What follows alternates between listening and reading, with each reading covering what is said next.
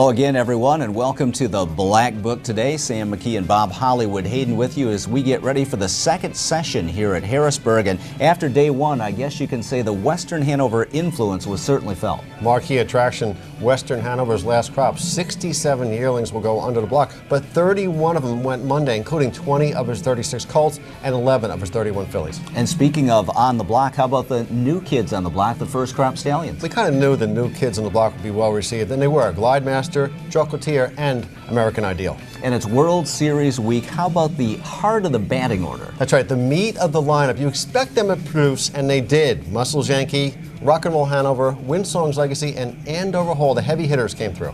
And the international influence was certainly felt on opening day at Harrisburg as well. A Rock and Roll Hanover half-sister to Well Said sold to New South Wales for $300,000. The word is that John Stark Jr. will train the filly here in the United States. So thanks for watching the Black Book today. Plenty more to come. Stick with us.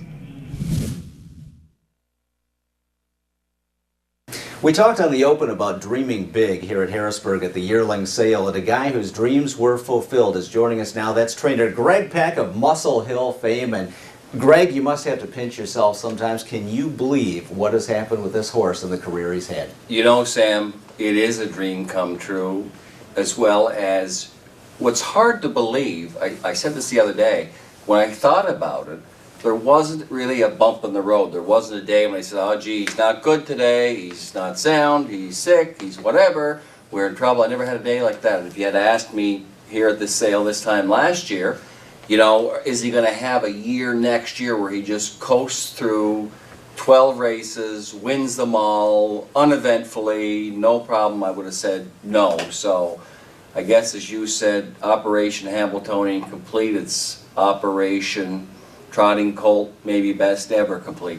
It might be tougher to keep a 2-year-old on blemish than a 3 because of the gaps in their schedule. Tell us a little bit about the 2-year-old season that Muscle Hill had. Yeah, well, he had gaps, and you raise a good point. Holiday Road, who went a very impressive mile in the Peter Houghton, didn't come out of it good, lost weight, and I brought him to Lexington, and I shouldn't have. I should have done what has been done in the past, is to shut them down after the Peter Houghton. But because of the success, Bob, of the Muscle Hill situation last year, I thought I could emulate it, and I couldn't, where it isn't easy to do with the gaps. But the other thing that you had last year is the Breeders' Crown was much later, so he got a couple of breaks at 2. He had the break from the Peter Houghton to Lexington, and then from Lexington, you know, right till the end of November for the Breeders' Crown. So this year it was slightly different, but it looks like it probably is something that helped him last year.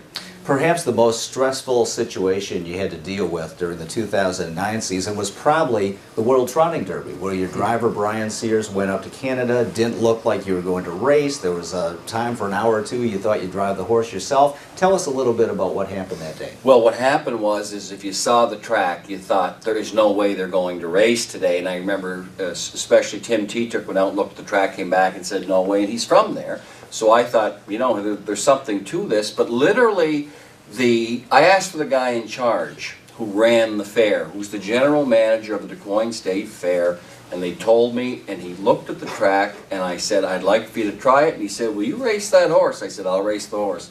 He said, fire up the equipment, and it was just an unbelievable job that they did. But as far as Brian leaving, I suggested that he probably have to leave. It did not look good, that's for sure. It didn't look good because of the track conditions, so I really can't blame him for that. 20 straight wins to wind up his career. How important was it to keep that streak alive? Well, you know what? It was quite a streak to keep alive, and what was nice was to win the Breeders' Crown. As a matter of fact, Steve Elliott congratulated me down there today, and it was nice of him to say it. It felt good that, you know, because you could just see that it's probably something that he would have liked to have had, and it didn't happen. But again, you know, maybe that's another example of the race later in the year and all that stuff. So that was nice to finish it.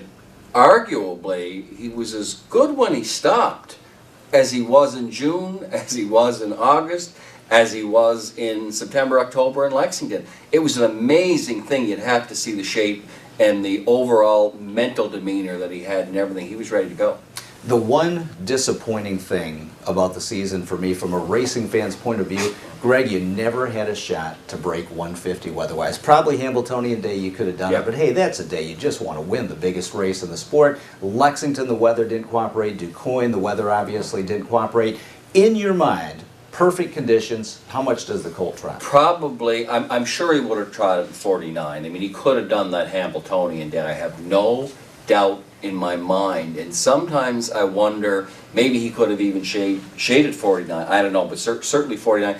But Sam, you know, I must say, there's nobody in the business that I know of who, you know, has a good read of the business that doesn't think that he could have easily beaten 150, so it's almost like he might as well have. Also, I'll say this, I don't ever recall, and you know, I'm a student of the business, I've read about it for years, I've watched it, I'm 3 generations of it. I don't think there's ever a colt trotter, really a horse of any gender, of either gait, that won as easily as he did time and time again. I guess you'd have to think about Niatros, you know, but he went over the rail that time, and then he got hitting the bike, I think, in the eliminations of the Wilson, or the Meadowlands Pace, I just forget which one, and he won that. But if you just think of all the other greats, at some point, when you think of Mac Lobel, how great he was, you know, at the wire, in the Hamiltonian, he made a break because his feet were, you know, he had to be pushed. Where this horse, that never happened. He was never ever turned loose, that's for sure.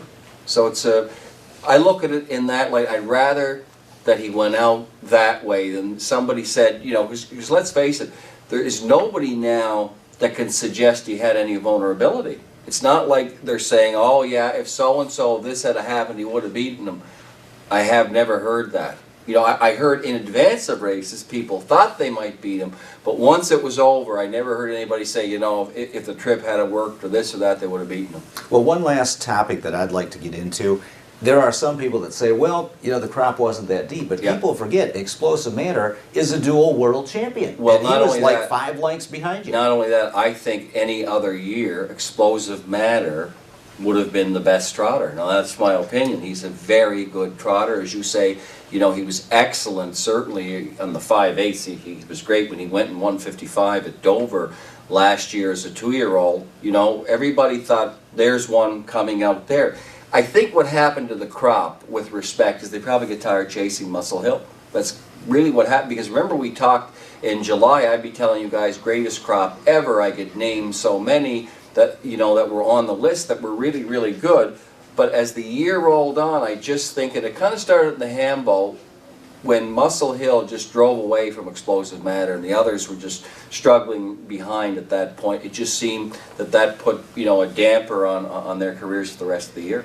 The horse of a lifetime, Muscle Hill, his trainer Greg Peck, great job, congratulations. I'm joined by Mr. Steve Elliott, 2007 Trainer of the Year, Horse of the Year, Donato Hanover. This year, Well Said, Trotters, Pacers. You look at everybody, huh, Steve? We try to, you know, good horses are good horses no matter where they come from. Now, Donato Hanover sold right here at the sale. Do you remember when you looked at him in the stall for the first time? Actually, David Sharp bought him. You know, I don't usually look at 100,000 plus trotters, and David bought him, came over and asked me to take him, and we took a piece of him, and it worked out. Now, your owners, what are they looking at? They want trotters, they want pacers, they want to split it up? Well, it's kind of funny. I mean, when I had Donato, everybody wanted trotters. Now I got Well Said, everybody wants pacers. But I got some new people coming in who want to buy trotters too, so we're all right. And the last couple of years, we've seen some big name horses go to stud. Chocolatier, Glide Master, Donato Hanover, Dewey, Cheatham, and Howe. This year, Explosive Matter, and Muscle Hill. Is there such thing as too many good sires out there coming up?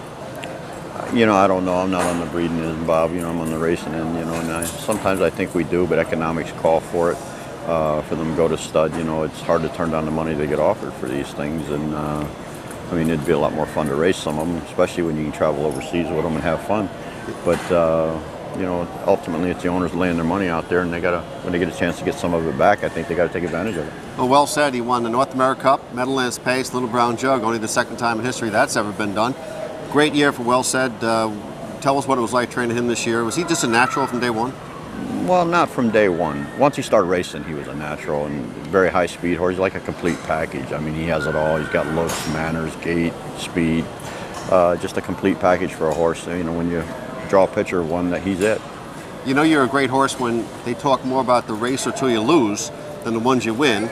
And well said. I mean, he's such a top horse. Everybody, what happened in the Breeders' Crown? But the Breeders' Crown, he got the worst trip imaginable, I thought. Yeah, you couldn't come from back where we were at. We got away 9th, which was on that track. Woodbine's a lot like a half. It's a speed track, and you got to be up close turning for home. And he tipped 3 wide around the turn, got pushed 4 and 5 wide, and just it wasn't our night. Donato Hanover's yearlings, when they come out, will we expect to see you right in the bidding there? Well, if I find the right one, I mean, it don't matter who they're by. If you find the right one, you'll bid on them. I don't think, just because you train the horse, you should go buy that horse, but you try to buy the best individual you can buy for the money. And how much time does Steve Elliott spend on the catalog prior to coming to Harrisburg? I don't really look at the catalog. I go look at the yearlings, look at them at the farms and make all the rounds, try to find the horse. Then once you find the ones you like, then you'll look and see who they're by. Well, we have the first crop of Glidemaster and Chocolatier, but we have the last crop of Western Hanover. He certainly had some great legacy, hasn't he? Yes, he has. I mean, and it's amazing. He was a short-legged horse, little horse, but he threw a lot of very fast, very good horses. Well, Steve Elliott, thanks for stopping by, and hope the success. The last 5 years you've had have been unbelievable. Hope it just continues along. Me too. Thanks, Bob. Okay. If you're looking at catalogs here at Harrisburg, you might want to steal this man's. Mel Hartman is here. And Mel, first things first, how was your Breeders' Crown night this year, Woodbine? It was terrific. It was very exciting. It was very windy, very cool. But Poof raced very, very well. Very proud of her. Poof, she's gone, but Il Villaggio wasn't there. That was a little bit of a disappointment. It was in the elimination. I was watching it at home and I kind of just screamed, and my wife didn't know what was wrong, but I was very shocked that he made a break, because it's very uncharacteristic of him. And we sent him down to Kentucky to have him checked from top to bottom. We found a few little things that would give reason for him to maybe go off stride. So we just want to get him better for next year and have a lot of faith in him, and hopefully he'll be my ticket to the Hambletonian. I remember another 2-year-old colt who made a break in his elimination back in '97. Named Muscles Yankee, and came back in '98 to rule the world, and now he's ruling the siring world. So you never know, right? Well, let me tell you, from your mouth to God's ears would be a pleasure. What about your catalog there? What's you got mostly trotters or paces? I'm basically down here concentrating on trotting fillies, and I've seen a few that I like very much, and I still have a lot of homework to do. Yeah, and I'm looking at, I just mentioned before, Costa Rica's got over 800,000. She's not going to win her division because you are. With Poof, she's gone. But there's a lot of money out there for the 2-year-old trotting fillies. There's a tremendous amount of money, and you can do all the homework you want in the black book and check them from top to bottom, but you know what, you have to be lucky, and that's the key. And we've had a good year this year, and the challenge for me now is to find another Poof, so we're working on it. And the mid-level guys got a shot. Last couple of years, last year, Sports Rider from Arch Place's last crop went for 50. Year before, Muscle Hill went for 50. So it puts a lot of people in play. Absolutely. You got to do your homework, and you got to. Listen, I've been here since 8:30 this morning because it's not too busy, and that's why I like Sunday, and that's why I drive down on Saturday, and you get a chance to look and probably see a little bit more than you can when it gets busier on a Monday, Tuesday. You got to be patient as an owner. You got to be patient here at Harrisburg too, I would think. Well, there's a couple of things that as an owner that you really need. Patience is definitely one of them, and the other one's money. That's right. It's the business today is very, very expensive, so you have to make some very hard decisions sometimes, but you got to use your business head. That's it. You got to keep to it. How are we going to separate all these top trotters going to Stand Stud? We have the first crop now, Glidemaster and Chocolatier. Donato Hanover was in 2007. Right. Dewey, Cheatham, and Howe. This year, Explosive Matter and Muscle Hill. There's going to be a whole bunch of top trotters. Well, that's why I concentrate mainly on trotting fillies, because these top trotters need good trotting fillies to breed to. And, to me, it's like investing in real estate, especially with a blue blood trotting filly. There's residual value. You protect your downside. You keep them insured when they're young. And it's an investment. But like any other investment, you have to be lucky. Like George Siegel had the right idea years ago. He wasn't thinking about today and tomorrow. He was thinking down the road with the Broodmare Band. Well, maybe that's why I've stolen some of George's ideas and applied it to myself. Yeah.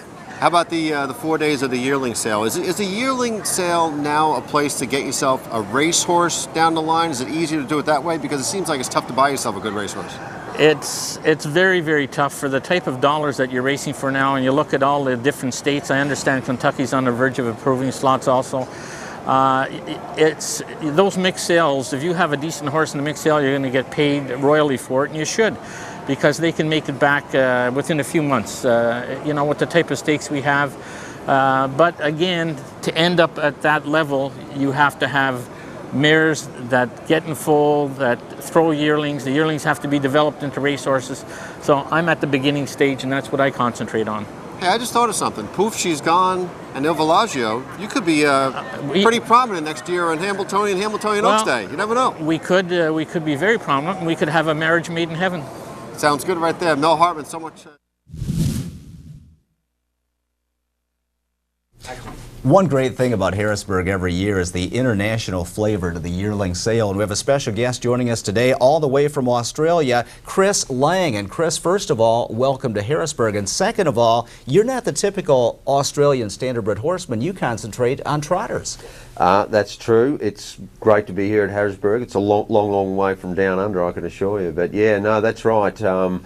Over in Australia, they have about 70%, 80% paces, and so most people obviously gravitate towards the paces because there's more racing, but over there I basically just specialise in trotters.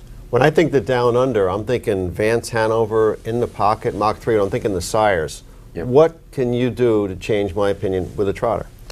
Well, I'd like to think I've got the best son of Muscles, Muscles Yankee Racing in the world, actually, in a horse called Sky Valley, but you know, you guys would probably beg to differ. So we have some pretty good world-class trotters. You know, as you know, I was lucky enough to get invited to compete in the Elite Lot, which was a pretty amazing experience from way down there. So, but we have very good trotters, and I think you'll find we keep coming over here trying to, you know, get semen from your stallions down under, which we can do to a limited extent, but we have trouble getting your absolute top range stallions, and Muscles Yankee's a great example. He's a great, you know, sire here, and he's had a fantastic impact on our industry down there. So we're hoping that trend continues, so you'll see more and more trotters from down under.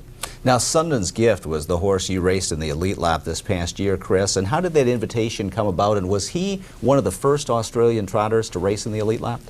Yes, I believe he was actually the first Australian-trained trotter to race over there. We've had other ones go over, but from down under they were New Zealand-trained trotters that have been invited over there. You guys would know Lyle Creek, of course, sure, about 6-7 years ago. So he was the first Australian trained trotter to get invited over there. So that was obviously a great big thrill. Scandinavia has long been the hotbed of trotting. What can you do? Will it possibly happen where New Zealand and Australia bring up more trotting races? I think it's 20-25% right now, right? That's right. 15, 20 years ago, there would have only been 10% trotting races as compared to pacing races in Australia, and the trotters are now the growth area within the industry in Australia, and they now have about 20% market share, but it's growing all the time. So a lot of people love their trotters, and like I tell all the guys back home that think I'm crazy for training so many trotters, I said, well, try and get your pacer invited to Europe. See how far you go. And obviously you plan on training some more North American trotters because you're here at Harrisburg this week. What are you in the market for? How many are you looking to buy? And will they be eligible to your stakes races down under? No, they won't be eligible. I'm obviously here just looking purely at trotters, obviously. So, I mean, I don't know how many we can afford over here. You know, this is my first time to the States, so I don't know how much they're really going to go for. It's going to be a big learning curve for us here, but I would hope that I'm going to take home somewhere between 2 and 4 horses, perhaps. I have orders for up to 4 or 5 horses, so, but, you know, will be dependent a little bit on how much they go for. So I'll just be trying. I've got some, we run the stud down there, Aldebaran Park stud, you know, so we're looking to buy a couple of fillies hopefully to further our breed down there.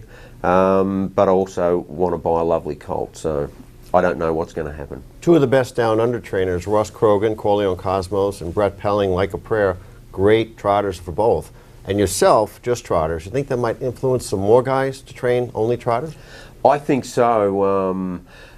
The trotters down there have always been looked upon as the poor relation, but there's a big push towards them, and you know, in our training and driving premierships down there in Victoria. It's a very strong state where we are the strongest state in Australia for trotters, and even though I wasn't the leading metropolitan or city class trainer, I was actually on wins. I was actually the leading city class trainer on stake money earned during the year, which is virtually unheard of. And I did that purely with trotters. So like I said, it's the growth sector down there. People are starting to think, hey, you know, and down there I train only about 25 trotters, and when I went to Scandinavia, I went to stables where they're training 175, and now I say to them, I'm not that silly. These guys train 175 trotters at a time. So I think it is the growing sector, though, definitely. Well, Chris Lang, thanks so much for taking a few minutes to join us. Best of luck here at Harrisburg this week and next year with your purchases, and we look forward to reading your press clippings. I hope you'll see me back again next year. Thank you.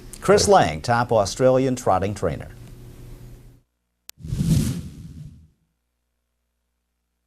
Here at Harrisburg, there's some great food at all the consigners throughout the sales facility. There's always great coffee, great cappuccino, great espresso, and a guy who will be hitting the espresso pretty hard is joining us now. That's Adam Victor Jr., who just returned from Italy with Explosive Matter racing in the Orsi Mangelli over there, and I guess it went pretty good in the elimination, but not so good in the final? Yeah, he was, you know, his typical self, vicious in the first heat, was out the whole way, cleared past the half, and drew off in 55 and a piece there.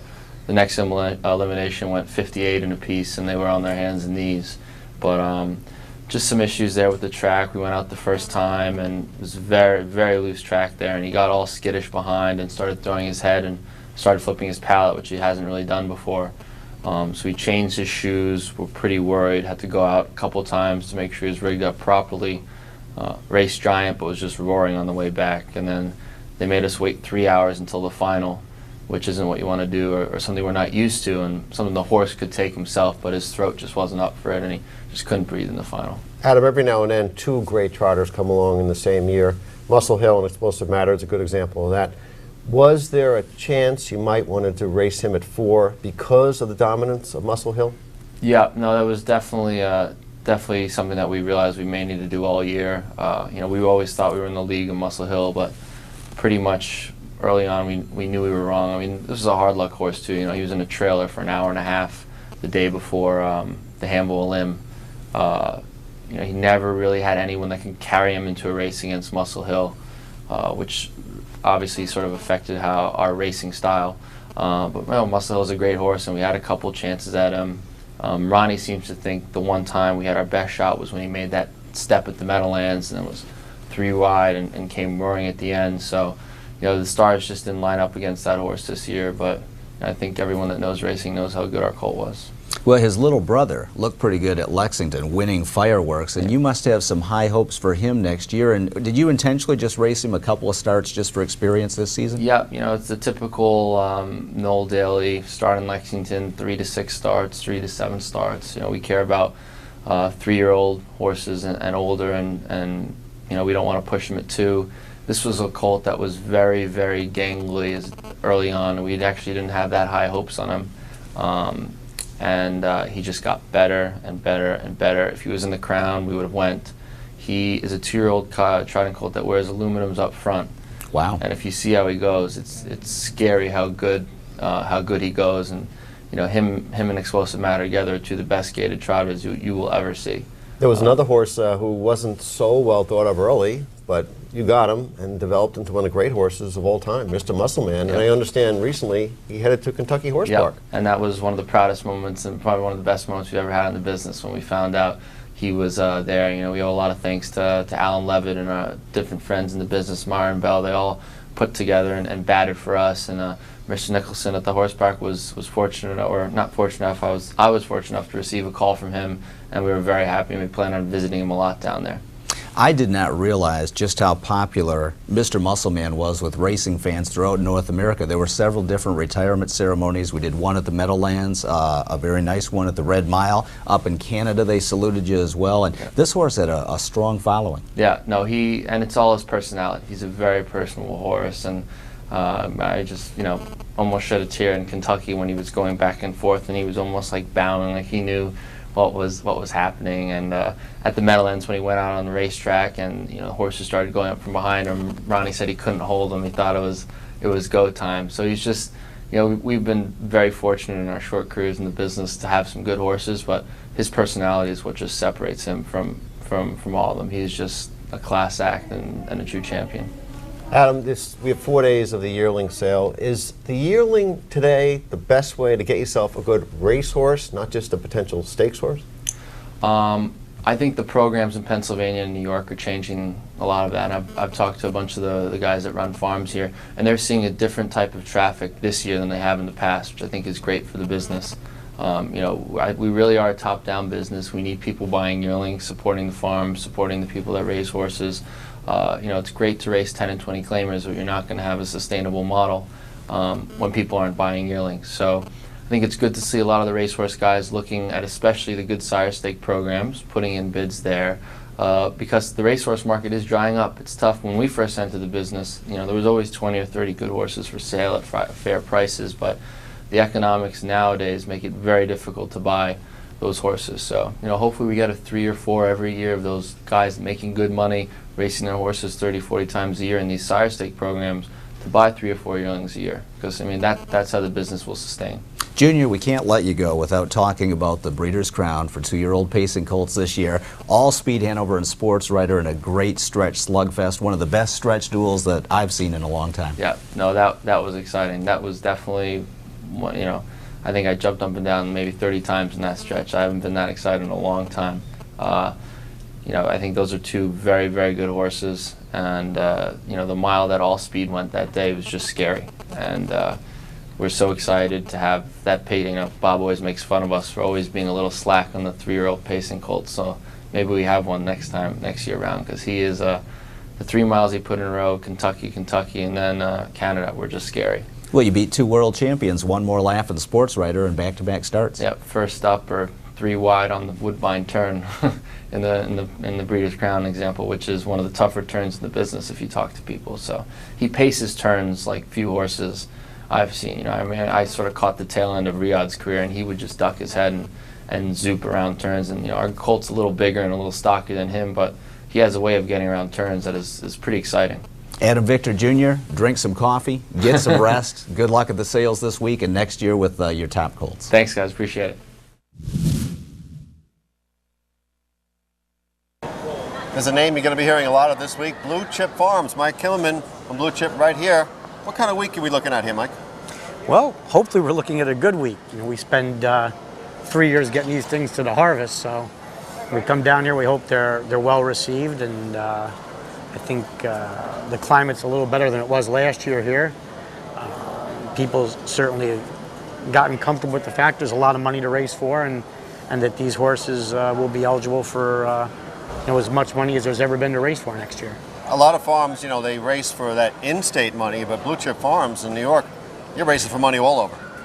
Yeah, wherever you can find it. You turn over a rock, you're hoping that you're raising horses that can go get the money that pops up, and our stallions have been very competitive, certainly in New York and outside on the Grand Circuit, and even Europe as well. Yeah, Credit Winners had a pretty big run last 4 or 5 years, hasn't he? He's done real well, and we've been real pleased with him again this year. And they stick around. You're starting to see some of them racing, even some in the overnight ranks. It's nice to see a horse that has good young horses and horses with some longevity as well.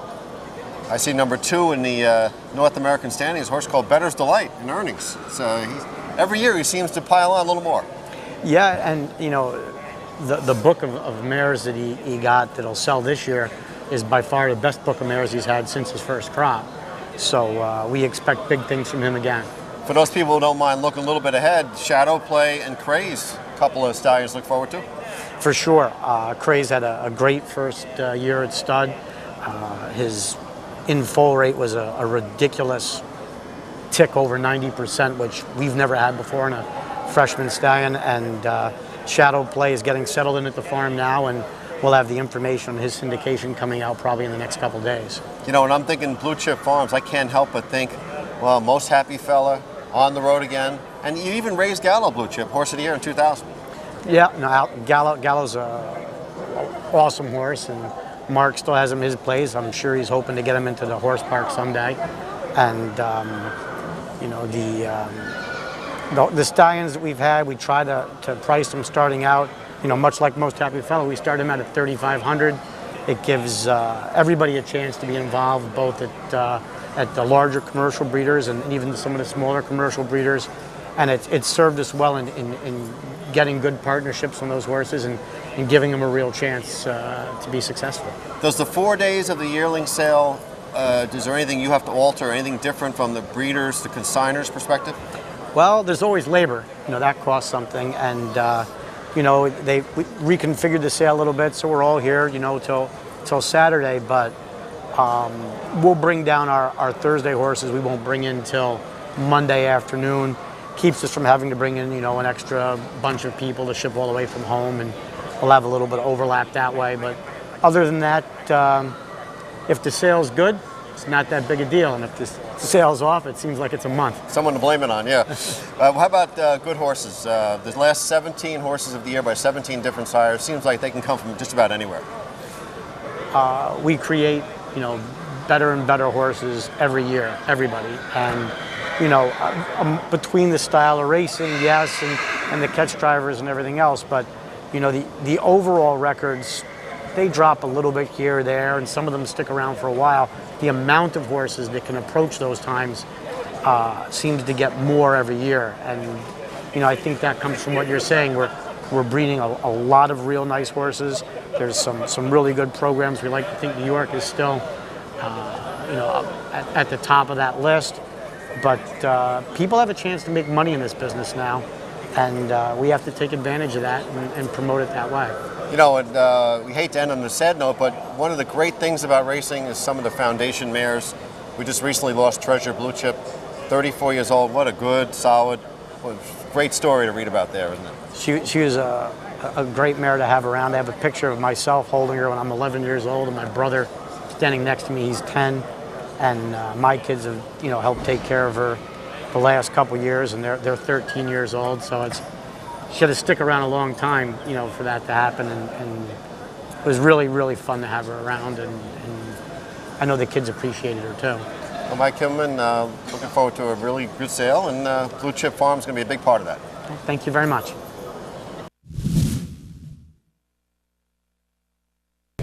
Well, joining us now on the Black Book today is Mr. Charlie Williams, who works at Southwind Farms. And Charlie has the distinction of taking care of some of the best stallions in the history of harness racing. And the two names that really pop into my head are Valley Victory and Arts Place, two tremendous horses. Yeah, they was one of the two greatest horses I ever been around that day. They had a mind of their own and everything, good disposition and everything like that there. And they was born two natural horses, but they was, in a way, they was kind of like different out there, but they had their own way and their own spirit and everything. Each one of them had a great spirit and everything. Charlie, even though stallions are at the same farm, you just told us they don't see each other. Is that standard? Stallions are separated? Well, in the most thoroughbreds, they mostly cross from each other and everything like that there, and they get territorial and everything. Our stallions that they all way away from each other that there, and they never see each other that there. And they travel in different paths. One goes out in the north side and one goes out through the south side there and everything. And it seemed to work really good for them, everything that there, yeah. Now, the newest addition to the Southwind Farm Stallion ranks, of course, the world champion Muscle Hill, undefeated this year, lock cinch for Horse of the Year. He just got to your farm. What are your first impressions of him, Charlie? It's amazing to have him back there and everything, because I got a chance to see him as a 2-year-old there, and he was very outstanding there. Cause the first time I turned him out in the paddock there, he like just trotted away and everything like that there. So wow, this horse here got a natural gait, and then you call him there, he just trot to you. And it's very sudden to see a horse that trot all the time there. You know, they usually kind of break and everything like that there, especially when you're dealing with the yearlings, trying to get them video and everything. But this horse here had a natural born gait. It's almost like having kids, isn't it? I was going to say, with different personalities. You have Malabar Man, Tom Ridge, Chocolatier. Each one has got their own set personality. Each one had their own spot in their own stable spot there and everything. Each one was different there, but they they had class. The best class I ever seen that there. Now I took out some great ones. Each one had their own mind that there, but you just kind of had to work with them and be TLC with them. That's the main thing, being TLC that there, and enjoy what you have and everything that there. And it was amazing that they're taking care of them horses and everything. Now, harness racing stole you from the thoroughbred industry. Didn't you want to be a jockey or an exercise rider at one point, and then we got you switched over to the pacers and trotters? I never wanted to be a jockey there because it was very tough when I came up and everything like that there. I always wanted to be a good exercise rider. And I used to sit on the rail at Gulfstream. Gulfstream have hedges that there, and every morning that Charlie, he's another African American that there, he used to exercise in that there. And it was amazing how Big Red traveled around the racetrack, the motion and everything. And Lucian Lauren used to take him out in the dark there and everything like that there. And very few times that you see horses exercise in the dark. And I've seen a lot of horses work in the dark that they keep the clockers from clocking them and everything like that there. And then they exploded in the evening time that there. And Big Red, of course, was Secretariat, who's arguably and without question probably the greatest thoroughbred in And you also know Northern Dancer too. Well, I used to travel from Ocala through to Maryland that day, and we just stopped in Winfield Farm for a couple of times, and then he was there, and then he moved on up to Canada and everything like that there. And he was an amazing horse that day. It's like he could see through you and everything that day. He was a really great horse that day, and he kind of reminded me, Muscle Hill kind of reminded me of him that day. He's a class that stands alone that day. Even the same as the great Dr. Fager, it's a class that stands alone that day. And first time I ever seen standardbreds that there was at Greenwood that there, and they call them, we call them Jughead, no offense to the standardbreds that there. So when I went to work for Southwind Farm that there, nobody ever knew that I worked with the standardbred for 3 years. And then when Valley Victory exploded that there, we had ESPN out there, ABC, and everything used to be on modern TV and everything, the sports channel there. So a lot of people got to see me there. And when I went back to Ocala, I had something to brag on there and everything. So got very interested in everything. Valley Victory and Arts Place, top stallions, great influences on the breed, both well-mannered, classy horses. How would you describe their personalities? Valley Victory, he had a mind of his own that day. If you didn't take the blue bucket out that day, take the shank to hook him that day, he would grab you and everything. But he would stick his head in the bucket that day and he would eat. But Art, he was a class that day. The first time I turned Art out, Art loved to roll in front of the gate that day because he knew I had to clean him up in the evening time. And so I got tired of him that day. And during the winter time, he had all the mud and everything on him that day. So I would just go out and show him. So I went out in the pack that morning that day. I said, this is it that day and everything like that there. So I chased him that day. So he went up to the top of the hill that day.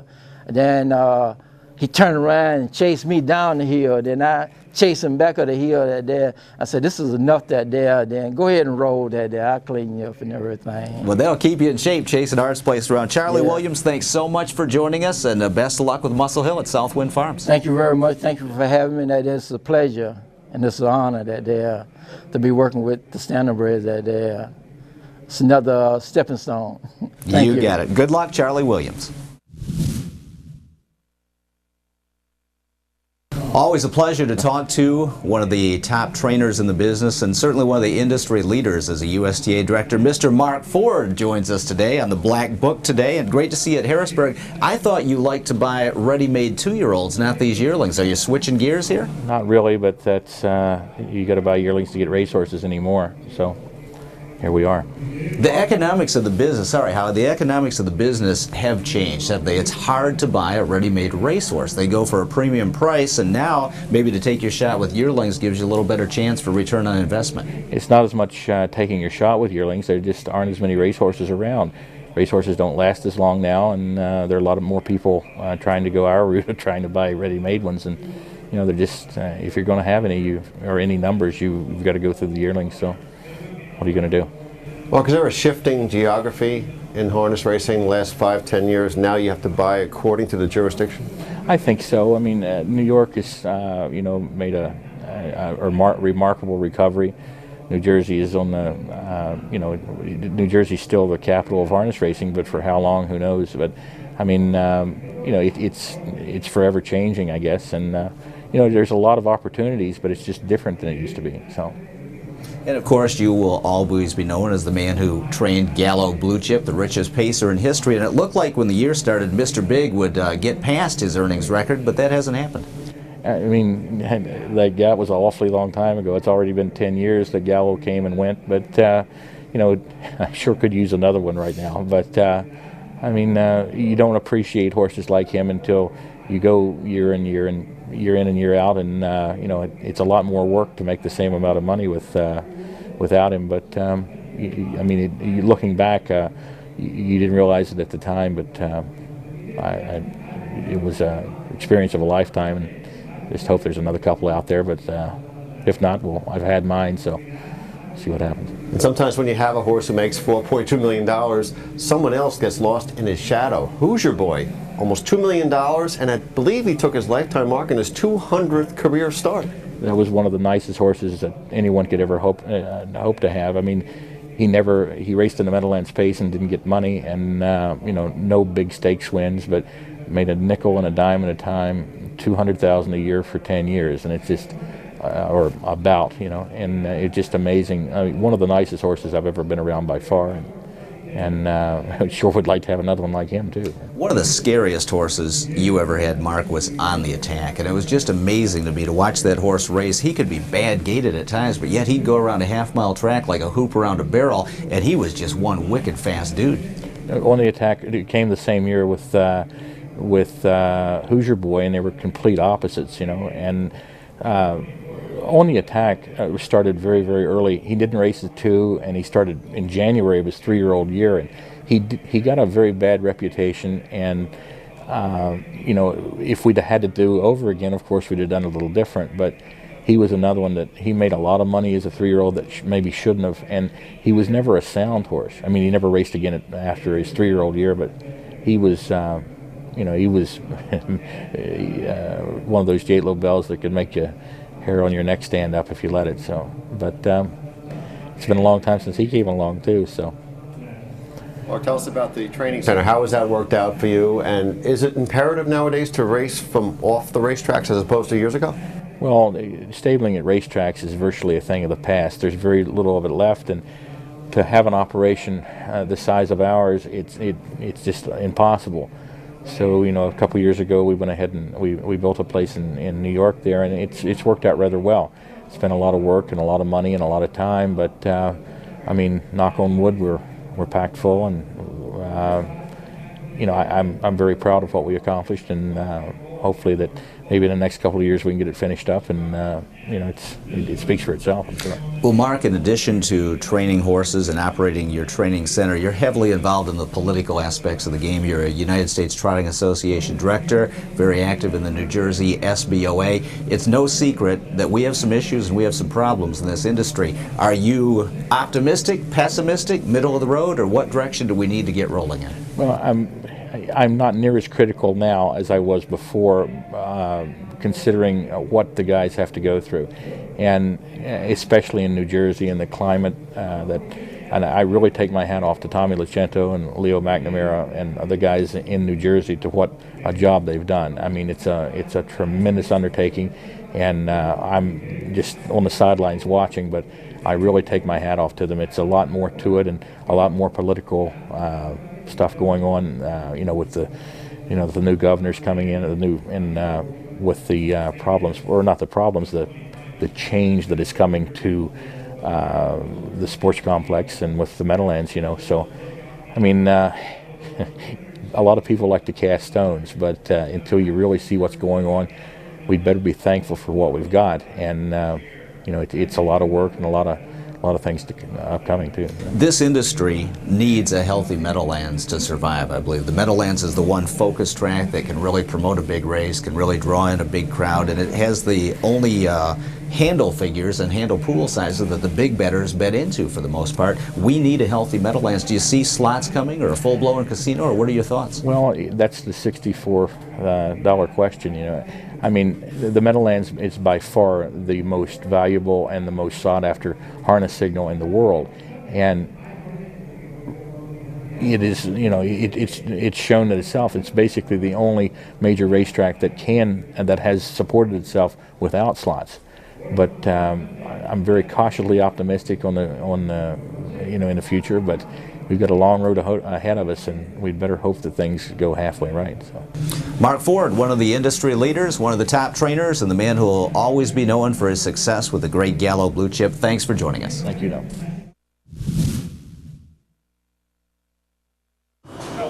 I guess you could say Murray Brown is the point guard for the entire sale here. Murray, 4 days of yearlings instead of 3 this year. Tell us about that. Like it a whole lot better. People were just getting worn out with the long sessions Monday, Tuesday, and Wednesday, you know, not finishing till 8 o'clock, not getting a chance to relax, not being able to go to someplace nice for dinner and forget about the sale for the day. I think it's going to work out real well. Is getting a yearling also the way now to get yourself a good racehorse? The purses they go for, it seems like sometimes you have to be in from the ground floor to keep them. To some degree, it's the only way. You know, racehorses have so much opportunity now, unless you start from the ground up. If you want to buy a racehorse, you're going to have to pay dearly for it. Now, for the first time ever, harness racing and thoroughbred racing is going to have an undefeated horse in both. Rachel Alexandra Zenyatta, and here Muscle Hill. Isn't that why a lot of people come to a yearling sale and raise their hand? Sure, they're buying dreams. You know, until next June, they have no idea what they've got, and most people who buy horses, whether they be yearlings, racehorses, whatever, they're optimists, they're dreamers, and they're hoping that they get the next Muscle Hill or Donato Hanover or Dewey Cheatham and Howe. You know, Murray, about 30, 20, 25 years ago, we used to have Speedy Crown and Super Bowl for a long period of time dominate. Now, though, in the last 4 years, look what's happened in the trotting game. We had Chocolatier and Glidemaster come out the same year, Donato Hanover, Dewey Cheatham and Howe, Muscle Hill, and Explosive Matter. Major top trotters all coming out in a 4-year span. Yeah, it's great. It's just wonderful, and nature has a way of taking care of things. You know, you think you're kind of in a funk and you don't know where the road is going to lead, and all of a sudden you get a horse like Garland Lobel, for example, who revolutionizes the breed and gives real access to other bloodlines. At an advanced age, too. Yes, yes. Now, Western Hanover, his last crop sales here at Harrisburg. You've been with him every step of the day. What's it feel like for you to watch the last crop going to the gavel? Well, it's an end of an era, but you know, it's just carrying forward his sons, grandsons, great-grandsons. I think if we have harness racing 100 years from now, we'll still have the influence of Western Hanover. It's hard to win over $2.5 million on the track and be an overachiever at stud, but Western Hanover's done that. Very much so. Very much so. To be truthful with you, Holly, the expectations for him within the breeding industry, except for ourselves, George Siegel, and All-American Standardbreds, nobody would buy a share of the horse. He stood at a fee of $4,000 for the most part, with the exception of the 3 market breeders mentioned beforehand. He got pretty much mom and pop mares and overcame every challenge he ever faced. Now, the last 17 horses of the year by 17 different sires, can a good horse emerge from anywhere? Absolutely. It's happened throughout history. So no one should be discouraged at any page in the catalog. You just never know. That's why you have the horses like the Sumac Lads of the world, the Big Towners of the world. Nobody thought these kind of horses could have a great influence, and they have. And Harrisburg's not a bad place to be if you're looking for Horse of the Year. Gallo Blue Chip sold here, then Bunny Lake, Rock and Roll Hanover, Donato Hanover, and Muscle Hill, the likely Horse of the Year, also. I think $50,000 was a pretty nice tag. Yes. There are most definitely some great horses in this year's yearling catalog. The job is to find out which ones they are and to raise your hand at the right time. And there's plenty of money out there, especially for trotters. I mean, Costa Rica's got over 800,000 this year, and she's not going to win her division. That kind of tells you right there that you can make money right now. It's kind of amazing, yes. Murray Brown, the point guard for the entire sale. Thanks for stopping by. Thank you, Holly.